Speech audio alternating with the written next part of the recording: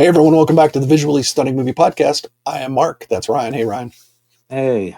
Hey, so you saw this latest Disney Pixar film at the pre-screening, which I could not, so I caught it in theaters on my own time. Elio. Little fanfare leading up to this. Yeah, it felt like they didn't want to spend a lot of money on it. Yeah, I think the results showed. Um, Real quick, Elio is a boy who is obsessed with space and the idea that he doesn't belong on Earth and that aliens will one day come and take him away. And one day aliens come and take him away. And due to a miscommunication, they believe him to be the leader of Earth, and interplanetary hijinks ensue. This is an original work. Yes.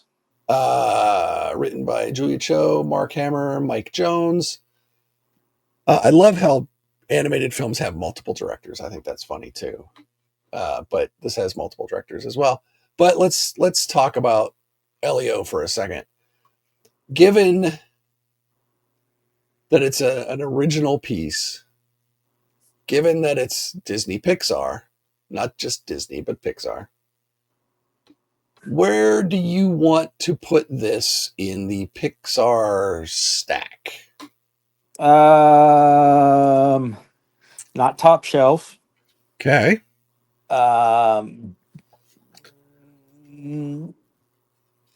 But so yeah, not top shelf, but it's still good. It's good and it's interesting. And I can go into that. But so I mean, I don't want It to. is an interesting concept. It's not necessarily middle grade either. It's slightly above middle grade.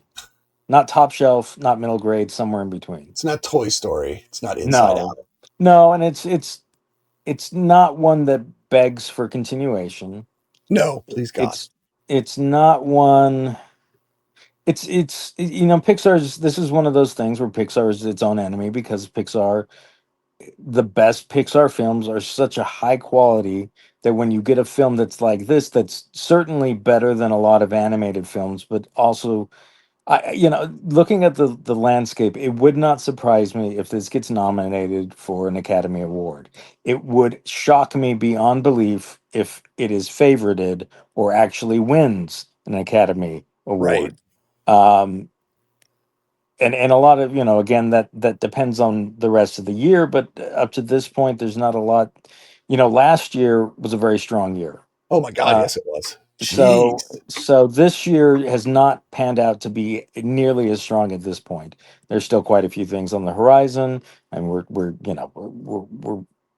just we're about to hit July, for heaven's sake. So, um, but as of this moment, it would not surprise me if this is in the nominees for Oscars and Golden Globes and all the other things. Right. And I would not bat an eye or think twice about that.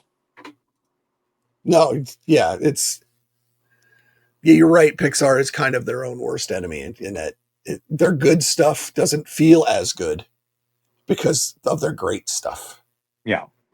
So it is different in that aspect. I like the longer I think about it, the more I like it. You're right. I still don't think it's great. I think it can't even sniff what came out last year. Um, but in terms of continuation, in the 90s or even the early 2000s, in the 90s, if this had come out, this would have spawned at least 2 direct to video sequels. Could have. Yeah, absolutely. It's that kind of film that they would have been like, well, it did well enough. We can just pop some 90-minute sequels out, with some more fun kid and alien creature interactions. They would have dumbed it down for those. So yeah, I'm glad it came out now because hopefully they'll just be like, okay, good. It's out. We're good. We can just let it go at this point. You had commented somewhere that people need to support Yeah. movies like this, Yes. because otherwise we just get Toy Story 30. Which may be great, but But but then we'll never get Inside Out. but then we would and then we would never get Toy Story 1, which is Right. that's where the paradox, the kind of things get. And I don't think you need to support original films that are bad. Um No. I don't think you need to support original films for the sake of being original films. But I think when you have a good original film, and one of the reasons why I think this film's interesting is because initially I hate Elio. Yeah, he is Um, really, really annoying. I'm gonna put a little caveat on this. Yes, he is a young boy who he's an orphan, which is not unusual for an Nope. animated film. We love Nope. our animated orphans. And so you are going to give him a certain amount of, I guess, latitude to have kind of lived in an isolated little world as someone who is a child who had a parent die young. I have a certain, I only lost one parent, not both, but I have a certain understanding of how that changes the way that you look at the world and how that it can be isolating.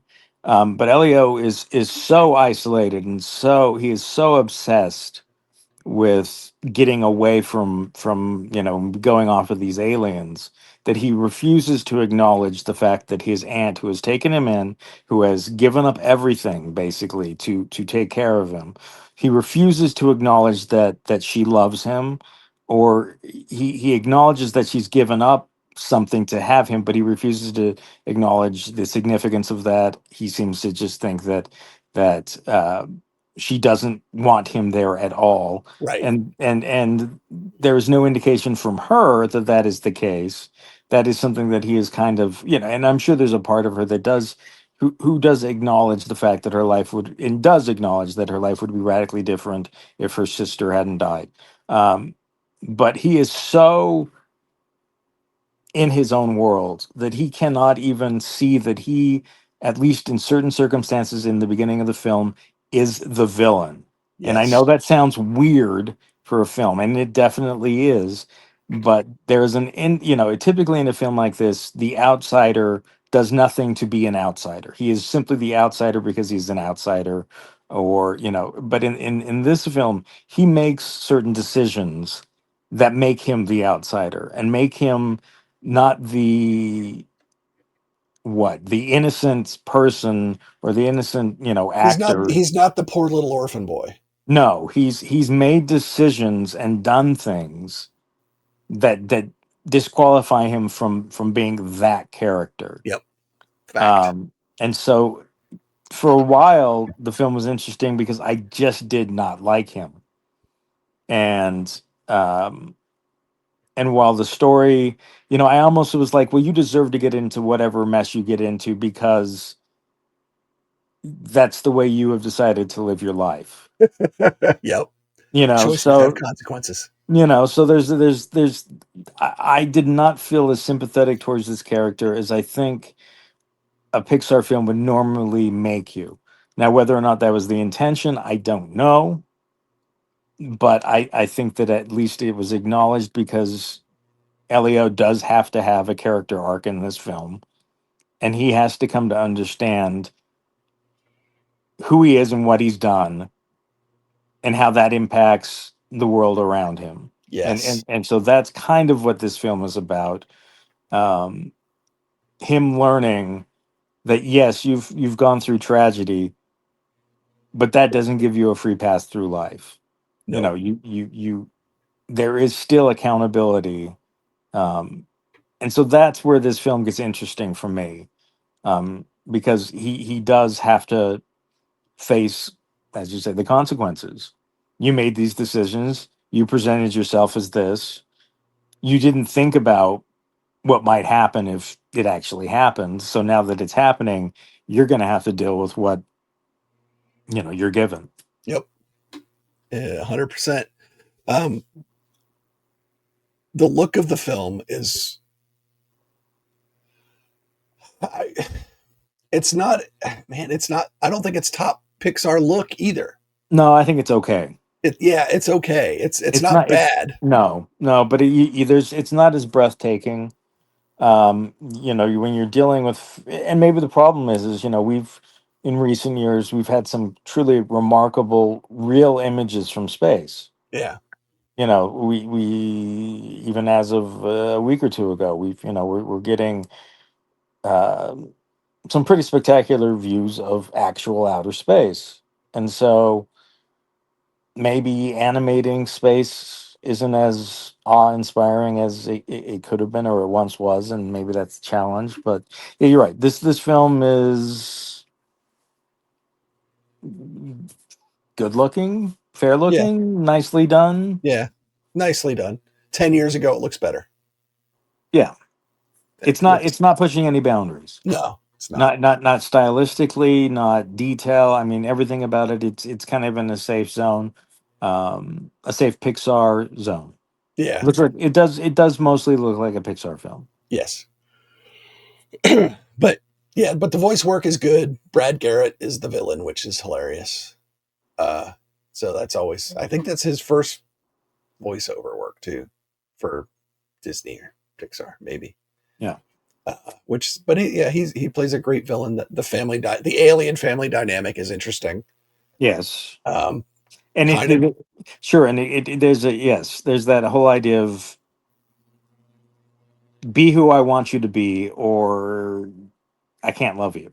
right So, which is always a unfortunate but realistic, and and often unintended. yes, yeah, It's almost never meant maliciously, no, which being a parent sucks. it's Um, the I want you to be the best you can be, and this is what I think the best you can be is. right, we're helping. That's what we're doing as parents. We're helping. Sometimes, although the children might not agree with that. But no, overall, I think it's worth it. I think the kids will enjoy it. Um, it didn't do well opening weekend, which is sad. It is. It definitely deserves to do far better than it has. We say that about a lot of movies lately. We do, and I don't know what it is. Yeah, well, and people have said, did it open too close to How to Train Your Dragon? Was there a better place to put this? I don't think Uh, so, and I'd have unless to it look. was earlier. Yeah, there's probably the answer is probably yeah, probably, but where that is exactly isn't obvious Right. necessarily. So, When you look at the rest of the releases, yeah, it's um, tough to say. and Disney does run into that problem where they have so many things coming out that they're gonna have that unfortunately something is going to. Are you saying that Disney owns too many intellectual properties? Yes, I am. Okay, I just wanted to be clear. And the problem in this day and age when you have a original versus an established IP, the wrong film gets sacrificed, I think. Yes, fact. Because I think a lot of the established IP will generate, if it's good, it will generate itself. It doesn't need as Right. much promotion necessarily. Although, who knows how things work anymore? I mean, there's certain films that come out this year that you would think people would just go see, and they don't, no matter how much advertising's been thrown in front of it. So Yep. it's a still a, and people keep referencing obviously the COVID years where people got used to watching these films at home. And so does that mean that Elio maybe finds a second life somewhere else? I don't know. This Elio would not, I think, was it Elemental that ended up picking up speed? A little, yeah. So this film might hold on and ultimately do far better than its opening week suggested. I do think it's a film the theaters can keep in their theaters Yes. as an alternative to a lot of what's coming out, or as an option. Yep. So I don't know. It's a good film. I think if you see it, you'll probably like it. Um, and that goes for just about anyone on the Pixar aged whatever. I mean, Yeah. young, old. This is a film that you could take just about anyone to, Yeah. kids, parents, grandparents. So who knows? Yeah. We'll see what it does. We'll see Yeah. what it does. We'll see what it does. So Elio is in theaters now. It's Disney Pixar. Worth your time, even if you didn't get inundated with its advertising. Yeah. in the lead up. So there you go. Don't forget to like us, follow us on social media, go to the website, vsmoviepodcast.com. Check out, it's got all our links there. Like, follow, share. You know how that works. Let us know how we're doing. Until we talk to you again, which we will, we have many more movies to talk about, plus a few more coming out in the next couple weeks. But until that happens, be good, stay safe. I'm Mark. That is Ryan. Bye, Ryan. Yeah. And we will talk to you all later. Bye-bye.